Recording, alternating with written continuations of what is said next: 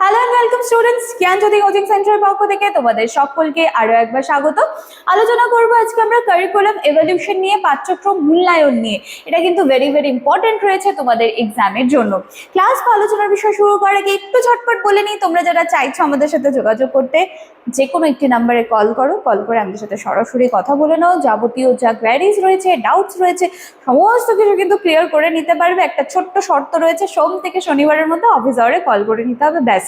এছাড়া থাকলো course fee 1199 টাকা রাখা হয়েছে মেজর স্টুডেন্টসের জন্য। মাইনর স্টুডেন্টসদের জন্য রয়েছে 699 টাকা, সেটা তুমি যেই সেমিস্টার থেকেই হও না কেন। এই হচ্ছে পুরো বিষয়টা।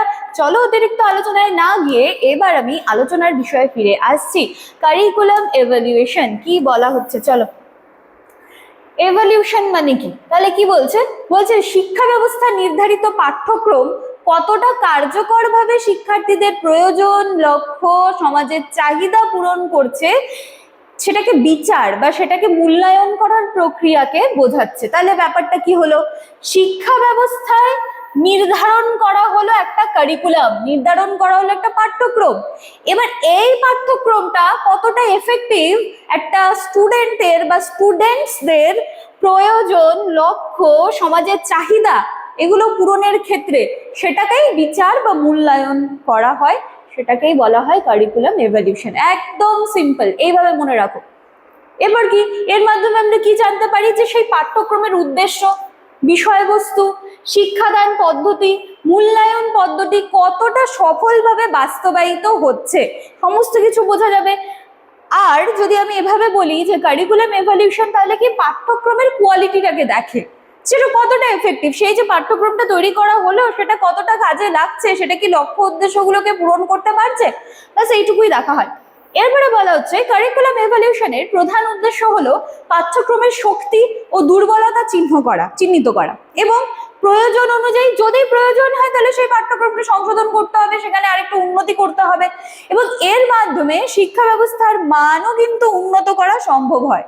শিক্ষক, শিক্ষার্থী, শিক্ষা প্রশাসক এবং বিশেষজ্ঞরা পাঠ্যক্রমের বিভিন্ন দিক বিশ্লেষণ করে দেখেন যে নির্ধারিত লক্ষ্যগুলো কতটা অর্জন করা হয়েছে এবং শিক্ষার্থীরা কিন্তু সেখান থেকে কতটা উপকার পেয়েছে।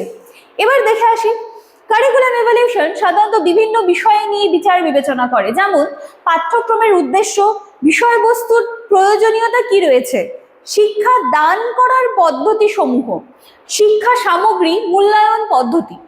যদি দেখা যায় যে যে কোনো অংশ শিক্ষার্থীদের জন্য উপযুক্ত নয় বা লক্ষ্য অর্জনে সে কিন্তু সহায়ক নয়, তাহলে সেই অংশটা কিন্তু পরিবর্তন করতে হবে বা সেই জায়গাটায় প্রবলেম হলে সেটাকে কিন্তু উন্নত করতে হবে।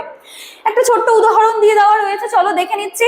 যদি কোনো স্কুলে একটা নতুন কারিকুলাম চালু হয় এবং শিক্ষার্থীরা দেখে যে বিষয়গুলো তাদের আয়ত্ত করতে অসুবিধা হচ্ছে, তাহলে শিক্ষক ও সাথে শিক্ষা বিশেষজ্ঞরা মিলে সেই পাঠ্যক্রমকে কিন্তু বিচার বিশ্লেষণ করবেন যে কোথায় প্রবলেম হচ্ছে, এটাকে কি চেঞ্জ করা যেতে পারে। তো সমস্তটা কিন্তু দেখবেন এবং সেই অনুযায়ী কিন্তু পরিবর্তন নিয়ে আসার চেষ্টা করা হবে। তাহলে এটাই ছিল কিন্তু আলোচনার বিষয়, কারিকুলাম এভালুয়েশন। একদম ইজি, ভালো করে দেখবে, সুন্দর করে ভিডিও ভালো করে দেখলে কনসেপ্ট ক্লিয়ার। ঠিক আছে, তো চলো আজকের ক্লাস বা আলোচনার বিষয় এতটুকুই থাকছে। দেখা হচ্ছে আবার নেক্সট দিনের ক্লাসে। Thank you.